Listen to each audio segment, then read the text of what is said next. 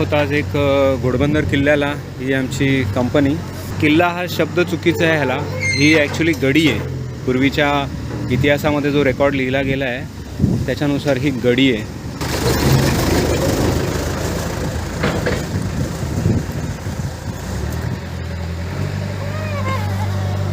Okay, प्रवेश बंद काम चालू आहे. म्हणजे ह्या किल्ल्याची डागडुजी चालू आहे. आणि हा आतमधला भाग आहे. हा चुना आणि हे मला वाटतं हे जे डॅमेज स्ट्रक्चर आहे ना त्याचं ते काम चालू आहे ब्युटिफिकेशनचं.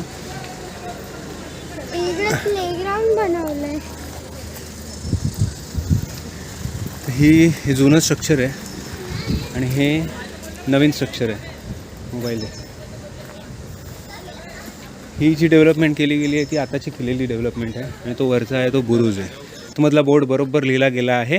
घोडबंदर बांधला असून मीरा भाईंदर हद्दीतला घोडबंदर गावात आहे. अरब लोकांपासून घोड्याचा व्यापार बंदरातून करीत असत. त्यामुळे ते ठाणे येथे आले. त्यांनी 1550 आसपास जवळील डोंगराळ भागावर किल्ला बांधायचा घेतला. बरोबर इन्फॉर्मेशन आहे. आणि तो इसवी सन काय लिहिलं आहे, इसवी सन 1730 बांधून झाला. 1737 ह्या किल्ल्यावर पोर्तुगालचे राज्य होते. त्यांना एक चर्च बांधले आहे. चर्चचे काम अर्धवटच राहिले आहे. चिमाजी अप्पांच्या वसई मोहिमेत मराठ्यांनी यशस्वीरित्या वेढा घातला. आणि बरोबर इन्फॉर्मेशन आहे. 1737 पोर्तुगीजांकडून हा ताब्यात घेतला. पुढे 1818 ते 1830 काहीतरी इन्फॉर्मेशन आहे. ब्रिटिशांनी ईस्ट इंडिया कंपनीमध्ये ठाणे जिल्ह्याचे ह्याला मुख्यालय बनवले. एकदम परफेक्ट इन्फॉर्मेशन. आणि कल्याण महत्त्वाचं बंदर हे सगळं इन्फॉर्मेशन बरोबर लिहिली आहे. 250 माणसे मारल्याचं ही काहीतरी इन्फॉर्मेशन नवीन आहे. गलबत 1672 घोडबंदर किल्ला पोर्तुगालच्या ताब्यात होता. शिवाजी महाराजांनी स्वतः किल्ल्यावरती हल्ला केला. पण ही इन्फॉर्मेशन चुकीची आहे. शिवाजी महाराजांनी स्वतः काही हल्ला केला नव्हता. पण त्यांनी किल्ला जिंकता आला नाही. घोडबंदर किल्ला मराठ्यांनी पोर्तुगीजांकडून जिंकून घेतला. त्यावेळी 250 मारल्याची 7 गलबते ताब्यात घेतल्याची नोंद आहे. वसईच्या मोहिमेचा एक भाग म्हणून नागला बंदर, घोडबंदर, धारावी किल्ला हे एकदम परफेक्ट आहे. जिंकून वसईच्या त्याचा मार्ग मोकळा केला. 1818 हा गड इंग्रजांनी जिंकून घेतला. जेव्हा मराठाशाहीचा आपला जेव्हा थोडक्यात अस्त होत गेला त्यावेळी 1818 हा इंग्रजांनी जिंकून घेतला. बरोबर, म्हणजे जिंकलायचं काय होतं त्यावेळी ते एकमेव बादशाह इथे उरले होते त्यावेळी. कारण की सगळ्यांना त्यांनी नेस्तनाबूत केलं होतं. गडाच्या पायऱ्यांच्या प्रवेशद्वार प्रवेश करतो त्यात अनेक छोटी दालने, कमानी तसेच गडाच्या सपाटीवर उंच भिंती. ओके, ठीक आहे. बाकीचं सगळं हे त्यांनी दिलेलं आहे. तर आपण हा किल्ला बघून घेऊ काय आहे कसं आहे. आपण इथे का आलो आहोत तुम्हाला माहिती आहे का? इकडे ये. तेच समजवण्यासाठी मी तुम्हाला इथे आलो आहे. ह्यानी इथे इन्फॉर्मेशन लिहिलेली आहे, बऱ्यापैकी लिहिलेली आहे. आणि ही ते लिहून ठेवलेली आहे. हा एक किल्ला म्हणजे एक स्थितप्रज्ञ, म्हणजे एक सॉलिड. कशाला हसते? ही हसण्याची बाब नाही आहे. I am teaching you the history. तुम्हाला मी हिस्ट्री सांगतो आहे. आणि किती विचारपूर्वक ह्या गोष्टी केल्या गेल्या होत्या त्याच्याबद्दल मी हे इथे सांगतो आहे. हा जो किल्ला आहे तो एक स्थितप्रज्ञ असं म्हटलं जातं मराठीमध्ये. म्हणजे he is rock solid standing and looking at everything what is happening around. पिऊ शकतो. इंडियामध्ये सगळ्यात आधी आले होते ते पोर्तुगीज आले होते. ओके, त्याच्यानंतर मग इंग्रज आले. तर जेव्हा पोर्तुगीज आले होते त्यावेळी त्यांनी इथे म्हणजे ॲज अ बिझनेसमॅन म्हणून आले तेही. आणि इवन इंग्रज आले होते तेही बिझनेसमॅन म्हणून आले होते. पण ते राज्यकर्ते बनले त्यानंतर. ओके, त्यांना हाव सुटली की एवढी सोन्याची कोंबडी आहे. तुर्की लोक पण आलेले ते आले होते, ठीक आहे. अजून भरपूर सिद्धी आला होता. असे भरपूर लोक आले होते. पण हे जे पोर्तुगीज जे आले होते ना ते हे फार वाईट विचारांनी त्यांचे नंतर विचार बदलले गेले होते की हे गुलाम आहेत आपले, असं ते सगळा विचार केला गेला इंग्रजांनी आणि पोर्तुगीजांनी आले होते. ते आले त्याच्यानंतर त्यांनी ट्रेड बघितला आणि त्याच्यानंतर त्यांनी त्यांचा धर्मप्रचार चालू केला इथे. ही त्यांची झाली चूक. आणि इंग्रजांनी इथे धर्मप्रचार पण केला, पण धर्मप्रचारापेक्षा जास्त त्यांनी इथे ह्या गोष्टीचा ट्रेड ह्यांचं आपण म्हणतात ना ह्यांची कुचंबना कशी होईल आणि ह्यांच्याकडे जे काय आहे चांगल्या गोष्टी आहेत त्या आपण कशा काढून घेऊ शकतो एवढा त्या इंग्रजांनी विचार केला. तर आपण आता हळूहळू चालूया इथून, हे सगळं स्ट्रक्चर्स बघूया आणि मग आपण काय आहे ते बघूया. आय होप हे जे स्ट्रक्चर आहे तुम्हाला हे दिसतंय हे फार जुनीचं ओल्ड स्ट्रक्चर होतं. त्याच्यामध्ये ह्याने तर डागडुजी केलेली आहे. ह्याच्यामध्ये बाहेर तुम्हाला दिसते समोर त्या कमानी दिसत आहेत त्या जुन्या आहेत आणि ह्या आता ह्या डागडुजी करून ह्या रिपेअर केलेल्या आहेत. ही तटबंदी पण सगळी रिपेअर केलेली आहे अशी आहे. आणि ह्या किल्ल्यावरती एकमेव हा बुरुज सध्या सुस्थितीत आहे. आणि सध्याचं जे काम चाललेलं आहे ते सगळं चिराच्या दगडाने केलेलं आहे, पण पूर्वीच्या काळी चिरा नव्हता इथे. हा काही कोकणाचा भाग नाही आहे, मुंबईचा भाग असल्यामुळे इथे तुम्हाला हा बेसाल्ट रॉक मिळतो. ह्या बेसाल्ट रॉक स्ट्रक्चरमध्ये हे फक्त आता ब्युटिफिकेशन म्हणून त्यांनी मध्ये हा चिरा दगड वापरला गेला आहे. ह्या किल्ल्याचा इतिहास एवढा रंजक आहे आणि ह्या किल्ल्याने एवढी कत्तल बघितलेली आहे आणि ह्या किल्ल्याने एवढ्या गोष्टी काही बघितलेल्या आहेत त्या तुम्हाला हळूहळू मी सांगतो. या किल्ल्यावरती मला फार आधीपासूनच यायचं होतं, पण आज येऊ उद्या येऊ आज येऊ उद्या येऊ करत आपण राहून गेलो. तर आपण आता थोडंसं इतिहासाकडे वळूया, किल्ल्याचं महत्त्व काय ते बघूया. पोर्तुगीज जे आले होते ते 1530 साली त्यांनी वसई कॅप्चर केली. वसई कॅप्चर केल्यानंतर जो वसईचा फोर्ट आहे तो त्यांनी कॅप्चर केला आणि 1570 साली त्यांनी हा किल्ला आहे घोडबंदरचा किल्ला तो त्यांनी बांधायला घेतला अशी नोंद आहे. आणि त्यावेळी त्यांनी मेजरली चर्चच्या स्ट्रक्चरला त्यांनी कन्स्ट्रक्ट करायला सुरुवात केली. त्यावेळी ॲक्च्युली जेव्हा हे पोर्तुगीज आले होते त्यांना दूरदृष्टी होती, बिकॉज ते जेव्हा इंडियामध्ये आले होते तेव्हा त्यांनी एकमेव त्यांनी हे म्हणजे त्यांचा ॲक्सेस जो होता तो फक्त खाडीतून म्हणजे बोटीच्या मार्गाने होता त्यावेळी, कारण की त्यावेळी बाय रोड किंवा बाय विमानं अशी काय नव्हतीच अस्तित्वामध्ये. तर त्यावेळी ते जेव्हा इथे आले होते तेव्हा ते बोटीच्या मार्गाने आले होते. आणि समोर तुम्हाला आता मी जी खाडी दाखवतो, वसईची खाडी तुम्ही म्हणू शकता किंवा उल्हास नदी बोलू शकता, ती एवढी मोठी आणि एवढी वास्ट होती की त्यांना जो इझी ॲक्सेस होता. आणि त्यावेळी मुंबई हे पार्ट नव्हतं, म्हणजे मुंबई हा जो पार्ट होता तो नंतर इंग्रजांनी डेव्हलप केला गेला. तर त्यावेळी हे साशीचं बेट म्हणजे ठाणा असा भाग होता आणि वसई असा भाग होता. तर ठाण्याला त्यावेळी एवढं महत्त्व नव्हतं ठाण्याच्या भागामध्ये प्रभागात, पण त्यावेळी वसई ह्या भागाला फार महत्त्व होतं. ज्यावेळी हे आले होते पोर्तुगीज त्यावेळी सिद्धी पण आला होता. तर ह्यांचा ॲक्सेस होता तो बोटीचाच होता, म्हणजे बोटीच्या मार्गाने यायचा, ट्रेड करायचा, ह्या सगळ्या गोष्टी होत्या. तर त्यांचं जी खासियत होती ती बोट मार्ग. आणि त्यावेळी इथे म्हणजे शिवाजी महाराज असतील किंवा इतर कोणी मुघल सल्तनत असेल कोणीही किंवा निजामशाही असेल कोणाचाही समुद्रामार्गे आपण काही करू शकतो किंवा नेवल आपण हा ॲक्टिव्हिटी करू शकतो असं कुठेही काहीही कुणाचाही याचा दृष्टिक्षेप नव्हता. तर त्यामुळे त्या काळामध्ये हे लोक जे आले त्यावेळी त्यांना एवढा हा ॲक्सेस चांगला मिळाला इथे. ॲक्च्युली जे पोर्तुगीज आले होते 1500 शतकामध्ये ते कलकत्त्यामध्ये आले होते, पण त्याच्यानंतर त्यांना एक गोष्ट कळली की बाबा नाही, इथे ही भारत म्हणजे ही एक भरपूर चांगली सोन्याची अंडी देणारी मुर्गी आहे, तर तिचा आपण यूज करून घ्यावा. तर मग ते हळूहळू वाईड स्प्रेड झाले आणि त्यांचा बेसिक ट्रेड होता इकडून जे आपल्याला वस्तू मिळणार आहेत, म्हणजे त्यांना अन्नधान्य किंवा कारण की युरोप ही जी कंट्री अशी आहे तिथे सगळ्याच गोष्टी बनतात असं नाही. तिथला आपला भारत जो आहे तो सर्व गुणसंपन्न आहे. पाऊस पडतो तिथे, उन्हाळा चांगला पडतो, हिवाळा मॉडरेट असतो. त्यामुळे इथे जे काही खाद्यपदार्थ बनवले जातात किंवा जे बनतात ते तिकडे बनत नाहीत असं सगळं आहे. ती एक फार महत्त्वाची गोष्ट होती. त्याच गोष्टीचा फायदा उचलण्यासाठी ह्या लोकांनी आपला भारताचा उपयोग केला होता. 1570 साली त्यांनी हा किल्ल्याचं बांधकाम चालू आहे. बघा हे जे स्ट्रक्चर आहे दिस इज द ओल्ड स्ट्रक्चर.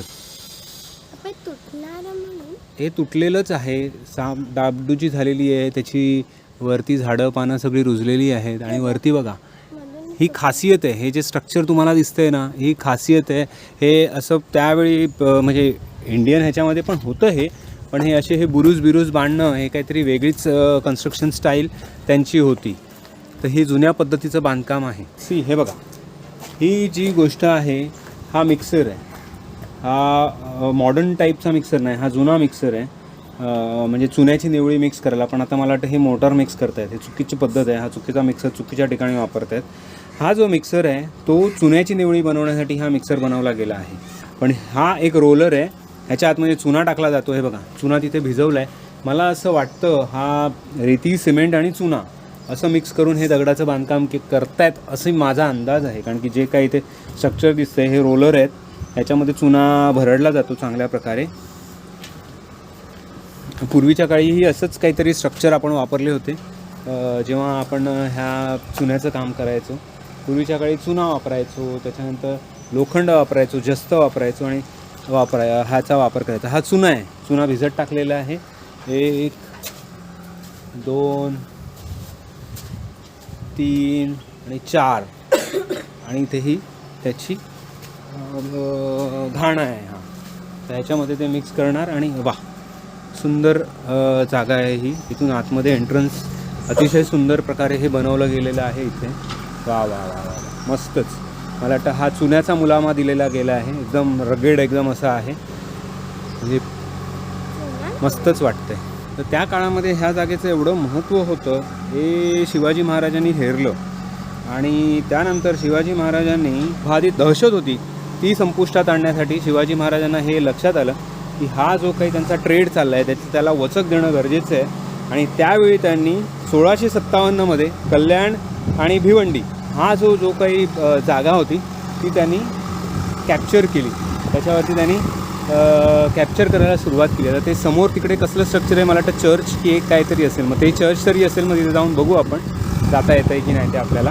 ज्यावेळी त्यांनी हा भाग कल्याण आणि भिवंडी जिंकला त्यावेळी त्यांना हे लक्षात आलं की इथे आपलंही आर्मर असलं पाहिजे आणि आपल्याला ह्या लोकांवरती वचक ठेवण्यासाठी आपणही थोडाफार मेहनत करणं गरजेचं आहे आणि आपली ही नेव्ही म्हणजे मराठा आर्मर असलं पाहिजे इथे असं त्यांना वाटलं. इथून हा दिसतोय तो तुम्हाला सगळा, हा जो तुम्ही इथून स्ट्रेट बघाल ते सगळं भाईंदरच आहे. पुढे ते दिसतंय ते तुम्हाला मीरा रोड दिसतंय आणि तिकडे जो तुम्हाला भाग दिसतोय त्या बाजूला तो सगळा वसईचा भाग आहे. सगळी डेव्हलप झालेली वसई आहे तिकडे. ओके, आता आपण इथे आलो, ह्या दरवाज्यात आलो आहे. हा मेन बुरुजाचा एंट्रन्स आहे आणि तुम्ही इथून एक महत्त्वपूर्ण गोष्ट बघा. इथून इथे काहीतरी अशी गोष्ट आहे जी तुम्हाला, इथे ही एक खच आहे, ही पहिल्यापासून आहे. हा जो बुरुज दिसतोय तुम्हाला एवढा मोठा बुरुज आहे, हा असा एक वेगळ्या प्रकारचा बुरुज आहे. कारण की ह्या बुरुजाला बाहेरच्या बाजूनी वरती जाण्यासाठी रस्ता नाही आहे. बाकी इतर ठिकाणी तुम्ही बघाल तर बुरुजाला बाहेरच्या बाजूनी वरती जाण्यासाठी रस्ता असतो, पण हा एकमेव असा बुरुज आहे की ह्याला मधून शिड्या दिल्या गेल्या आहेत. त्याची डागडुजी बऱ्यापैकी केलेली आहे, मस्तच काम केलेलं आहे, म्हणजे एकदम नमुना आर्किटेक्चरल सुंदर आहे. तर ही जी तुम्हाला खच दिसते थेट अगदी वरपर्यंत गेलेली आहे ही. तर हिचा फायदा हा असा आहे की जरी गडावरती हल्ला झाला किंवा बाहेरचं कोणी माणूस इथे आलं किंवा कारण की तोफ बिफा सगळ्या वरती ठेवल्या जायच्या, तर इथे हे प्रोटेक्टेड राहावं. म्हणजे इथे हा दरवाजा असा टाकला वरतून असा सोडला की हा जोपर्यंत हा वर खेचला जात नाही तोपर्यंत हा दरवाजा हे नाही होणार, निघणार नाही. आणि हा तोडणं पण कठीण असणार, कारण की बघा तुम्ही किती ह्याचा आहे, हा 3-4 इंचाचा हा दरवाजा आहे, लोखंडी असेल किंवा लाकडाचा असेल वॉटेवर. तर हा असा इथून बुरुजावरती जाण्यासाठीचा भाग आहे हा. आणि इथे ही एक खोली सदृश्य जागा आहे. इथे माईट बी इथे जे कोणी सैनिक असतील त्यांना राहण्यासाठी किंवा चेंजिंग रूम किंवा काही वस्तू ठेवण्यासाठी असं हे असेल. ही आत्ता ही रिपेअर झालेली आहे. आणि हा जो भाग आहे वरती हा बुरुजाचा भाग आहे. इथून हा तुम्हाला हा सगळा दिसतोय, अशी आपण खालून बघितला. पण हा माझ्या माहितीनुसार हा फक्त एकमेव इथे जो बुरुज आहे तो शिल्लक राहिलेला आहे. आणि पुढे सगळी जी जागा आहे हे सगळं डागडुजी म्हणजे पडलेलंच आहे, म्हणजे सॉलिड स्टेटमध्ये असं काहीच. तर कल्याणमध्ये ज्यावेळी कल्याण आणि भिवंडी ही जागा जेव्हा काबीज केली गेली त्यावेळी कल्याणचा दुर्गाडी किल्ला होता. त्या किल्ल्यावरती मराठा साम्राज्याचं तो समुद्राला लागूनच, खाडीला लागूनच किल्ला आहे. तर तिथे आपलं आरमाराची तयारी तिथे केली गेली, कारण की त्यांना ही गोष्ट माहिती झाली होती की आता यांना वचक देण्यासाठी आपल्याला एकच हे आहे की आपल्याला आपली स्वतःची नेव्ही आर्मर असणं गरजेचं आहे. तर त्यांनी तिथे नेव्हीची स्थापना केली. आणि हा जो किल्ला आहे, मी ह्याला स्थितप्रज्ञ असं का म्हणतो आहे, कारण की ह्याने सगळ्या गोष्टी बघितल्या आहेत. म्हणजे जेव्हा पोर्तुगीज होते त्याच्या आधीपासून त्यांनी जेव्हा ह्या किल्ला बांधायला सुरुवात केला, ही पाण्याची टाकी आहे सगळ्यात मोठी इथे किल्ल्यावरती, पूर्वीही होती. ते 2-3 टाक्यांचा उल्लेख आहे, पण ते आता एवढं काही डिस्टिंक्ट दिसत नाही आहे. आणि सगळं बाजू आणि खाली जाण्यासाठी पण रस्ता आहे, पण इथून तो मला वाटतं अजून तरी तयार केला नाही किंवा काही प्रॉब्लेम असावा किंवा मला माहिती नाही आहे. सो आय डोंट नो, कारण की इथून डायरेक्ट खाली उतरायला पण रस्ता आहे. कारण की त्याचा जो बालेक दरवाजा असा म्हणतात किंवा गणेश दरवाजा असा म्हणतात, तो खालच्या बाजूनी आहे. आपण जो आता आलो हा मागच्या बाजूनी आलो, हा आपला लोकल ॲक्सेसचा रस्ता आपण पकडला. पण त्यावेळी जर ह्याचा एंट्रन्स कुठून असेल तर तो त्या बाजूनी असायला पाहिजे. कारण की हा घोडबंदर, याचा अर्थ मग खाली बोर्डवरती पण त्यांनी लिहिलेलं आहे की व्हॉट इज घोडबंदर. इथे जे अरबस्थानामधून जे घोडे यायचे त्याचा इथे फार मोठा ट्रेड केला जायचा. इथे सगळ्या ठिकाणी, कारण की ही तुम्ही नदी जर बघाल इथे समोरची खाडी जी आहे ती एवढी मोठी आहे की हा इंटरनॅशनल ट्रेडचा रूट होता. इथे मोठ्या मोठ्या, त्यावेळी मुंबई हा भाग नव्हता, त्याच्या पुढे मला वाटत नाही काय असावं, हे डोंगराळ भाग आहे तेवढंच असतील. त्याच्यापुढे मुंबई हे सगळी बेटं होती जी इंग्रजांनी नंतर वसवली फार. पण त्याच्या आधी हा जो भाग आहे तो तुम्हाला बघायचा असेल तर इथे एवढी मोठी खाडी आहे आणि ह्या खाडीमध्ये पाहिजे तेवढ्या मोठे बोटी जहाजं इथे येऊ शकतात. तर हाच एक पॉझिटिव्ह फॅक्टर बघून आणि इथून थेट हा इथून पुढे 30 किलोमीटरवरती आपण बघा दृष्टिक्षेप बघा, इथे राईट साईडला इथून तुम्हाला हा दिसतोय तो कम्प्लिटली म्हणजे ऑलमोस्ट 3 साईडला इथे पाणी आहे आजूबाजूला. आणि इथून येणाऱ्या प्रत्येक गलबतावरती बोटींवरती इथून नजर ठेवली जात असावी. तर हा एक हे होता, दूरदृष्टी या भागामध्ये होती. 1737 आणि 1738 हा जो काळ होता वसईसाठी किंवा ह्या म्हणजे साष्टी बेटासाठी हा फार रक्तरंजित होता. कारण की त्यावेळी पोर्तुगीज जे होते त्यांनी इथे जो उन्माद केला होता त्याच्यामुळे तिथे एक विषय असा झाला होता की लोकांनी म्हणजे जे काही इकडची लोकं राहिली होती त्यांना मेजरली कन्व्हर्जन्स हा फॅक्टर भोगायला लागला होता. तुम्ही जर इथे बघाल, आता ह्या गावात जरी बघाल, समोर जे दिसतं आहे गाव त्याच्यामध्ये पण तुम्हाला सगळे ख्रिश्चन्स कम्युनिटी आहे, हे सगळे हिंदूच होते. पण हे ड्यू टू एनी रिझन, आता मला त्या रिझन्समध्ये जायचं नाही आहे कारण की मग मला कोणत्याही कम्युनल पार्टवरती स्टेटमेंट द्यायचं नाही आहे. कारण की इतिहास सगळ्यांनाच माहिती आहे आणि ज्यांना माहिती नसेल त्यांनी इतिहासाचा अभ्यास करावा. त्यांना सगळ्या कुणी चुका केल्या, काय चुका केल्या त्या सगळ्या दिसून येतील. साधारण 1737 आणि 1738 हा जो भाग होता, हा जो इतिहासातला काळ होता, हा फार कठीण काळ होता. आणि त्यावेळी तुम्ही जर बघाल तर त्यावेळी इकडे जी लोकं होती ती कन्व्हर्जन्स फॅक्टर ह्याच्यामध्ये गेली होती आणि सगळे कन्वर्ट होत होते. त्यासाठी म्हणजे ख्रिश्चन धर्मामध्ये त्यांना कन्वर्ट केलं जात होतं. तर त्या गोष्टीचा अपोज काही लोकांनी चालू केला होता आणि ते फार विचित्र परिस्थितींमधून जात होते त्यावेळी. तर त्यावेळी गंगाधरजी नाईक, अंजूर हे गाव आहे इथे वसईमध्ये, तर अंजूरकर हे त्यांचं नाव आहे. तर त्यांनी इथे बाजीराव पेशवा यांना रिक्वेस्ट केली किंवा त्यांनी छत्रपती शाहू महाराज यांना रिक्वेस्ट केली की बाबा नाही, इथे फार अराजकता माजलेली आहे आणि तुम्हाला इथे लक्ष देणं गरजेचं आहे. आणि ह्या जागेवरती तुम्हाला लक्ष नाही दिलं तर सगळी जी काही म्हणजे त्यांची अशी भीती होती की सगळे लोक जे काय आहे ते एक ना एक दिवस due to any reason or due to pressure ते सगळे कन्वर्ट होऊन ख्रिश्चन होऊन जातील आणि मराठी जो काही हिंदू धर्माचा हे आहे इथे नाश होऊन जाईल. तर ही एक फार दाहक अशी त्यांनी पत्रव्यवहार किंवा त्यांनी कम्युनिकेशन केलं होतं तिथे. तर त्यावेळी चिमाजी अप्पांना इथे मोहिमेवरती पाठवलं गेलं होतं की चिमाजी अप्पा फार एक लढवय्ये होते, दूरदृष्टी ठेवणारे आणि एक फार महत्त्वाची व्यक्तिमत्व होतं त्यावेळचं. तर त्यावेळी त्यांनी इथे यायला सुरुवात केली आणि इथे मोहिमा चालवल्या. तुम्हाला वसईचा किल्लाही त्यावेळी त्यांनी, त्या विषयावरती येऊया आपण, पण त्यावेळी त्यांनी इथे शास्त्रीचा किल्ला जो आता ठाणे सेंट्रल जेल म्हणून आहे तो, त्याच्यानंतर गायमुख, हे ॲक्च्युली हा जो किल्ला आहे हा किल्लावरती यायच्या आधी मी थोडेफार रिसर्च केलं तर त्याच्यामध्ये ह्या सगळ्या गोष्टी मला, आता हेही किल्ले होते, हे ठाणा सेंट्रल जेल हा किल्ला होता हे मला नव्हतं माहिती, किंवा गायमुख हा किल्ला आहे हे मला पण माहिती, मालजीपाडा, त्याच्यानंतर नागला बंदर, हे सगळे इथे किल्ले असे किल्ल्यांचा भाग आहे. त्याच्यानंतर भिवंडीमध्ये पालिकाडे असं काहीतरी आहे नाव त्याचं, त्याच्यानंतर फिरंगीपाडा, त्याच्यानंतर मुंबईचा कोट, हे सगळे हळूहळू कामनदुर्ग, हे सगळे जे काही गडी, ह्या सगळ्या मला वाटतं गडी आहेत, हे किल्ले नव्हते. ह्या गडी ह्या चिमाजी अप्पांनी कॅप्चर करायला सुरुवात केली आणि त्यावेळी 1737 ते 1780 हा जो किल्ला आहे घोडबंदरचा किल्ला तो मराठा साम्राज्याच्या छत्रछायाखाली होता. हे थोडीफार माहिती मला जी काय मिळाली ती ही अशी आहे. आणि हा एवढा ट्रेड मजबूत होता ज्यावेळी म्हणजे मला वाटतं वसईचा किल्ला जो आहे तो त्या भागात कुठेतरी असावा तिकडे.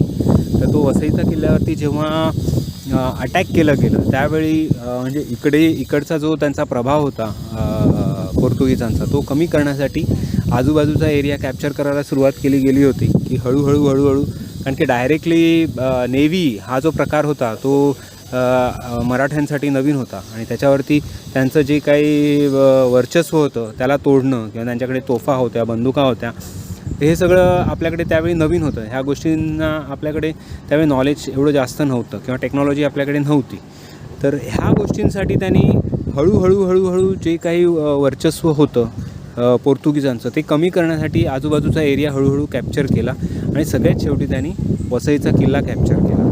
पण वसईचा किल्ला त्यांनी जो कॅप्चर केला त्याच्यावरती ह्या किल्ल्यावरून आपण रसद पुरवायचं काम किंवा माणसं पुरवायचं काम ह्या किल्ल्यावरून तिकडे केलं गेलं होतं. हिस्ट्रीमधला अजून एक रेफरन्स आपल्याकडे आहे. सालबाईचा जो सालबाई तह म्हणून जो ओळखला जातो तर तो महादजी शिंदे आणि नाना फडणवीस यांनी इंग्रजांकडून जो त्यावेळी हे करून घेतलं होतं की हे साष्टी बेट म्हणजे ठाणे आणि वसई किल्ला म्हणजे वसईचा भाग हा त्यावेळी इंग्रजांकडून त्यांनी त्यावेळी घेतला होता आपल्या ह्याच्या अधिपत्याखाली. ओके, तर हा एक रेफरन्स माझ्याकडे आहे. आणि अजून रेफरन्स द्यायचा झाला तर खांडोजी मानकर म्हणून आहेत त्यांचा इथे रेफरन्स आहे. त्यांना त्यावेळी इथे ह्या किल्ल्याची डागडुजी करण्यासाठी 1737 मार्च ह्या टाईममध्ये 1000 मावळे दिले गेले होते. आणि कारण की त्यांना पुढे नंतर मग वसई किल्ल्यावरती अटॅक करायचं होतं तर त्या किल्ल्यावरती ह्या किल्ल्याची डागडुजी करण्यासाठी रसद आणि माणसं असं हे सगळं इथे प्रोव्हाइड केलं गेलं होतं. आणि मेजरली तुम्ही बघाल की हा साधारण फेज होता 1737 मार्च आणि 1737 मेमध्ये वसई किल्ल्यावरती अटॅक केला गेला होता. तर हा पर्टिक्युलर रेफरन्स आपल्याकडे आहे. आणि त्याच्यानंतरचं तुम्ही जर बघाल तर 1818मध्ये मराठी किंवा मराठा साम्राज्य अस्त झाला होता बिकॉज ऑफ इंग्रज आणि सगळ्या ह्या गोष्टींमुळे. आणि त्याच्यामुळे हा 1818पासून 1830 किंवा 1835पर्यंत हा किल्ला होता इंग्रजांच्या ताब्यामध्ये होता. आणि हा इंग्रजांच्या ताब्यामध्ये असल्यामुळे आणि त्यावेळी पोर्तुगीजांचा अंमल कमी झाला होता आणि इंग्रजांचा अंमल भरपूर वाढला होता. 1818पासून 1830पर्यंत हा जो किल्ला आहे तुम्ही हा विचार करा ह्याचं महत्त्व एवढं होतं त्या इंग्रजांना किंवा पोर्तुगीजांना किंवा मराठे हुकुमशाहीला पण ह्या किल्ल्याचं महत्त्व एवढं होतं. हा किल्ला नाही गडी आहे छोटीशी आणि ह्याचं महत्त्व एवढं होतं की इंग्रजांनी पण ह्या पर्टिक्युलर जागेला त्यांनी ठाणे डिस्ट्रिक्ट ऑफिस म्हणून इथे ह्याला डिक्लेअर केलं होतं. आणि ठाण्यामध्ये कलेक्टर जे होते त्यावेळी ठाणा हा भाग म्हणजे पालघर आजचा पालघर वसई जिल्हा आहे तो, त्याच्यानंतर ठाणे जिल्हा आहे तो, त्याच्यानंतर मुंबई आणि रायगड हा जो काही भाग होता त्याचा हा इथे डिस्ट्रिक्ट कलेक्टर जे होते ते इथे बसायचे आणि ह्या किल्ल्यांची जी काही व्यवहार चालायचा तो ह्या किल्ल्यातून चालायचा.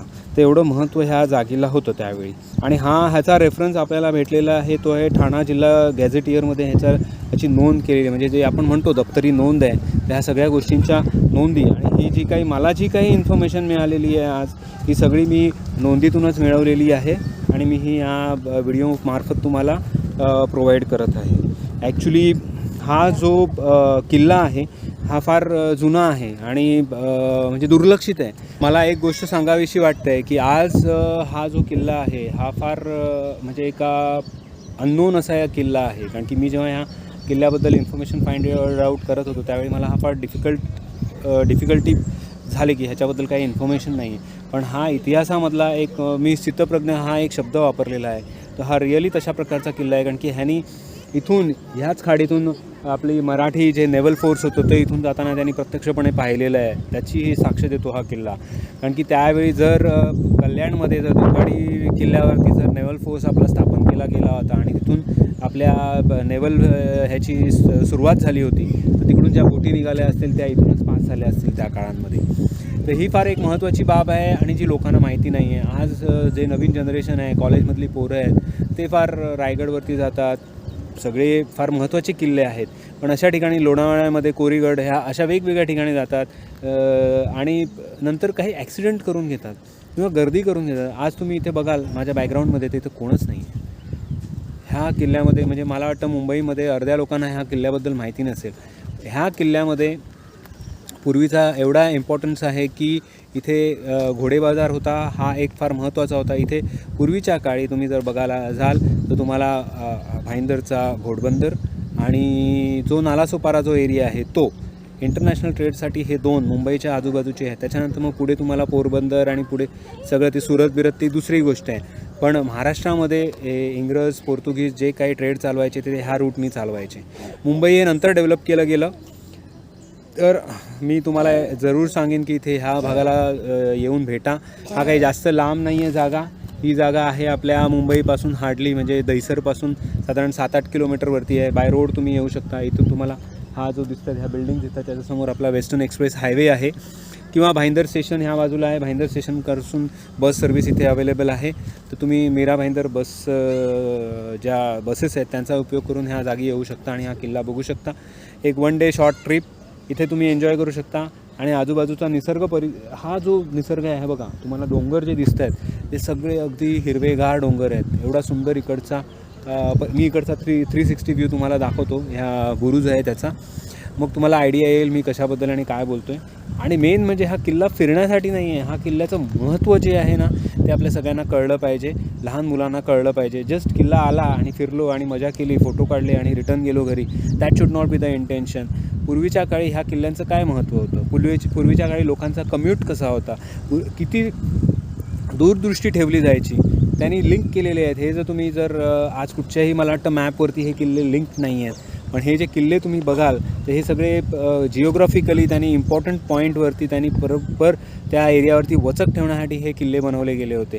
तर ह्या सगळ्या गोष्टींचा विचार केला पाहिजे. एखादा किल्ला आपण जेव्हा व्हिजिट करतो तेव्हा जस्ट 1 डे पिकनिक जाऊन खाणं पिणं केलं, भरपूर गोष्टी आज चालतात, मला त्या विषयांवरती पण बोलायचं नाही आहे. तर जाऊन कॉलेजची मुलं जाऊन एन्जॉय करतात, चांगली गोष्ट आहे, एन्जॉय करा. पण त्याच्याबरोबर तुम्ही इतिहास हा अगदी 10% किंवा 20% तुम्ही त्याच्यामध्ये जो इतिहास आहे तो तुम्ही स्प्रेड करायचा प्रयत्न करा किंवा अंडरस्टँड करण्याचा, स्प्रेड करण्यापेक्षा स्वतः अंडरस्टँड करण्याचा प्रयत्न करा. कारण की इतिहास हा असा आहे पुस्तकांमध्ये दबला गेला आहे आणि पुस्तकांमध्ये जो फायद्याचा इतिहास आहे तोच तुम्हाला आज सांगितला जातो आहे.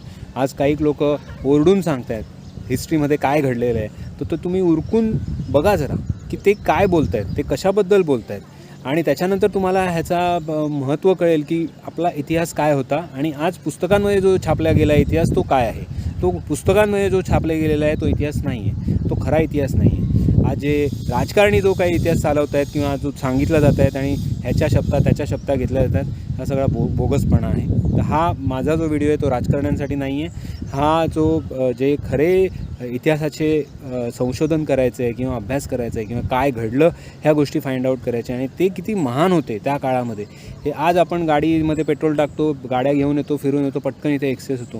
पण तुम्ही विचार करा त्यावेळी ठाण्यावरून इथे यायचं म्हणजे किती. आजही इथून मुंबईतून ठाण्याला जायला मला तरी वाटतं 1 तास आम्हाला लागतो आणि रस्ते एवढे खराब झालेले आहेत. त्यावेळी ह्या जंगलामधून त्यावेळी कम्यूट कसं केलं असेल किंवा रायगडवरून इथे कसे आले असतील किंवा पुण्यावरून जी पेशवेशाही होती तेव्हापासून इथे कंट्रोल कसा केला गेला असेल, ह्या गोष्टींचा विचार करणं गरजेचं आहे. आणि प्रत्येक किल्ल्याचा इतिहास काय आहे, त्यांनी त्यावेळी काय केलेलं आहे, कसं केलेलं आहे, काय कम्यूट केलं, कसं केलं असेल. एवढे मोठे इंग्रज होते, एवढे मोठे पोर्तुगीज होते, त्यांच्याशी कसं फाईट केलं, ह्या गोष्टी आज इमॅजिन करू शकतो आपण फक्त आणि समजून घेऊ शकतो. आणि आपल्या साम्राज्याबद्दल आणि आपला मराठाशाहीबद्दल आपण आपला रिस्पेक्ट वाढवू शकतो. मला एवढंच बोलायचं आहे. तर हा इकडचा 360 व्ह्यू आहे, तुम्ही जस्ट एकदा बघून घ्या. एवढं सुंदर वातावरण इकडचं आहे.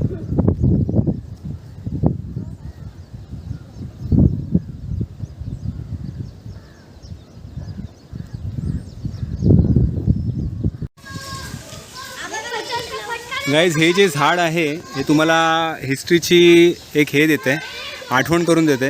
ह्याचं नाव आहे वावबाब. ओके, पुरातत्व वृक्ष म्हणून ह्याचा हे केलेलं आहे. ॲक्च्युली ह्याचं शास्त्रीय नाव काहीतरी अडन सोया डिजिटा असं काहीतरी आहे आणि it is originated from Africa. इथे ही एक आणि इथे हे एक दुसरं झाड आहे. ओके, ह्या झाडाचं मराठीमध्ये नाव आहे गोरक्ष चिंच. ॲक्च्युली हे जे झाड मिळतं ते मोझांबी आणि झांझिबार आफ्रिका ह्याच्यामध्ये जे खंडामध्ये जे देश आहेत त्यांच्यामध्ये मिळतं आणि which was a part of a Portuguese. म्हणजे तो पण जो भाग होता तो पोर्तुगीजांच्या अंडर होता. जसं तुम्ही थोडक्यात म्हणायचं झालं तर हे ते लोक आले त्याच्याबरोबर हे थोडीफार वृक्षांची देवाणघेवाण म्हणजे आपल्या इंडियातली वृक्ष तिकडे आणि तिकडची. जसं पपई हे इंडियामध्ये नव्हतं आधी, तर हे पपई इंडियामध्ये आलं. टॉमॅटो हे नंतर आले, म्हणजे पूर्वी काळापासून आहेत, पण हे टॉमॅटो हे जे पीक होतं ते इंडियन नव्हतं. So this all things are there. आणि ह्या झाडाचं वय पण त्यांनी दिलेलं आहे, हे 60 वर्षापूर्वीचं झाड आहे. ओके, म्हणजे एक म्हातारं झालेलं झाड आहे, पण ह्याचा जो हा बुंदा आहे हा ह्याच्यापेक्षाही मोठा होतो. म्हणजे मी काही फोटोज बघितलेले आहेत, ते ह्याच्यापेक्षा 10 पट मोठेही ह्याचा बुंदा तयार होतो. इथे अजून एक झाड आहे आणि इथे जिथे जिथे हे पोर्तुगीज आले किंवा हे जे सिद्धी जे आले होते आफ्रिकेवरून, ते लोक त्यांच्याबरोबर त्यांची संस्कृती, इकडची झाडं, थोडेफार अशा गोष्टी इथे घेऊन आले होते.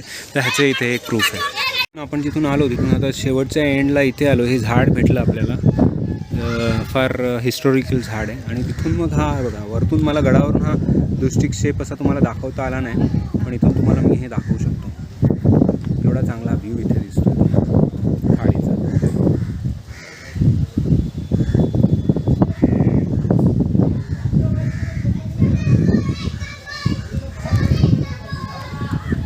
ओके, तर आपण इथे फार शोध घेतला आणि शोध घेतल्यानंतर हे अशी ही जागा मिळाली. हे वरती येते, हे चर्चचाच भाग आहे हा, इथे समोर दिसतोय तो. म्हणजे तो हे बघा, ह्या पूर्वीच्या पायऱ्या आहेत आणि त्याच्यानंतर ह्या वरती आता पूर्वीच्या पायऱ्या मजबूत आहेत आणि आताच्या पायऱ्या ह्या हलत आहेत, असं सगळं आहे.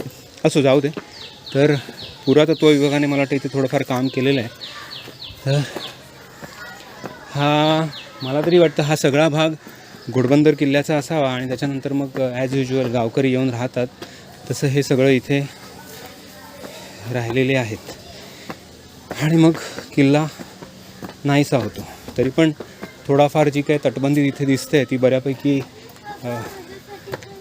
आणि त्याने हे बघा, इथे अजून एक बाओबाब वृक्ष आहे. म्हणजे इथे बऱ्यापैकी त्या वृक्षांचा प्रसार झालेला आहे.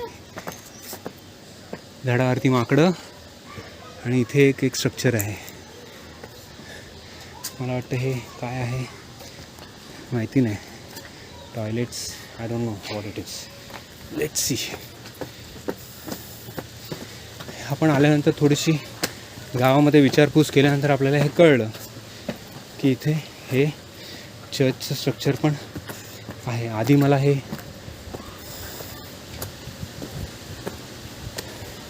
मस्जिद किंवा असा घुमट वरतून असल्यामुळे नाही नको, फार ढासळलेल्या परिस्थितीमध्ये आहे. तिकडे आहे तो किल्ला आणि तिकडून आपल्याला दिसतं हे चर्च. आपण जस्ट जाऊन बघू काय परिस्थिती आहे आतमध्ये. बापरे, मुंकी भरपूर आहेत. याक, एवढा घाण वास येतोय. खरंच घाण वास येतोय.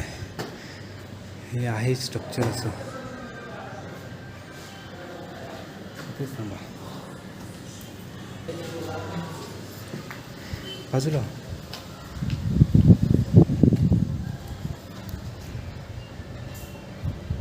सगळं पुरातत्व हे आहे. पूर्वीचं स्ट्रक्चर सगळं लयाला गेलेलं आहे. म्हणजे लोकांना किंमत नाही असं आहे. तरी पण मी जायचा प्रयत्न करतो. मला आतमध्ये घुसवत नाही, एवढा वास येतोय.